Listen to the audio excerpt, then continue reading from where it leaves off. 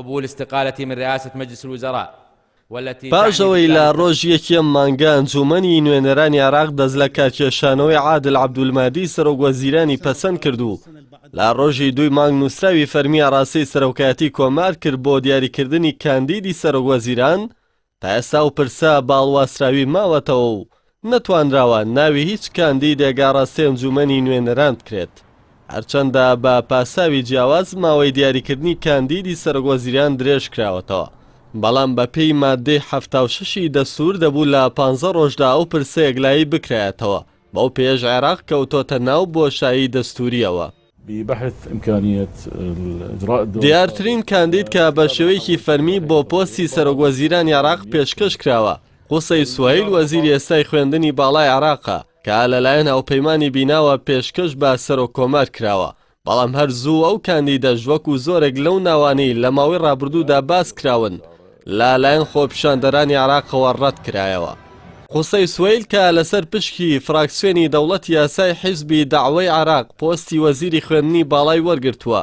جگە لە خۆپیشاندەران لەلایەن هاوپەیمانی سایرون و هاوپەیمانی نەسریشەوە بۆ پۆستی سەرۆکوەزیران ڕەت دەکرێتەوە لە دوای ئەم کاردانەوانە حیزبی داعوا بە سەرۆکایەتی نووری مالیکی ڕایگەیاند حیزبی داعوای ئیسلامی هیچ کاندیدێکی بۆ پۆستی سەرۆکوەزیران پێشنیاز نەکردووە حیزبەکەی مالیکی ئاماژە بەوە دەکات فراکسیۆنی دەوڵەتی یاسا کە بەشێکە لە هاوپەیمانی بینا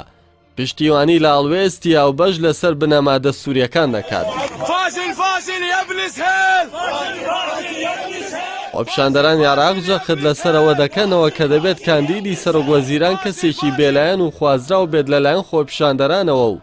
نابێت لەناو ئەو دەموچاوانەدا بێت کە بەشێکن لە حکومڕانی شکست خواردووی زیاتر لە 15 ساڵی ڕابردووی عێراق هەر لەو چوارچێوەیەشدا لەگەڵ نزیکبوونەوەی دیاریکردنی کاندیدی سەرۆکوەزیران ئەوکات لە سەروبەندی پەسەندکردنی پرۆژە یاسای هەڵبژاردننی ئەنجومەنی نوێنەران خۆپیشاندەرانی گۆڕەپانی تەحریری بەغدا هەڵمەتێکی مانگرتن لە خواردنیان دەست پێ کردووە هەروەها لە ڕاگەیاندراوێکیشدا داوایان لە خۆپیشاندەرانی سەرجەم گۆڕەپانەکانی عێراق کردووە کە بەشداری هەڵمەتەکە بکەن تا ئەو کاتەی پرۆژە یاسایەکی جێگەی ڕەزامەندی خۆپیشاندەران پەسەند دەکرێت ئەوکات خۆپیشاندەرانی گۆڕەپانی تەحریر دەڵێن ئامانجێکی دیکەی ئەم هەنگاوەیانەوەیە کە فشار بخەنە سەر سەرۆکۆمار تا کەسێک بۆ پۆستی سەرۆکوەزیرانی داهاتوو ڕاست پێرێت کە مەرجەکانی خۆپیشاندەرانی تێدا بێت فشارەکانی دیاریکردنی کاندیدێک بۆ پۆستی سەرۆکوەزیران لەسەر دکتۆر بەرهەم ئەحمەد ساڵح سەرۆکۆماری عێراق چڕ بوونەتەوە بە جۆرێک کەوتۆتە نێوان بەرداشتی لایەنە سیاسیەکان و خۆپیشاندەرانەوە و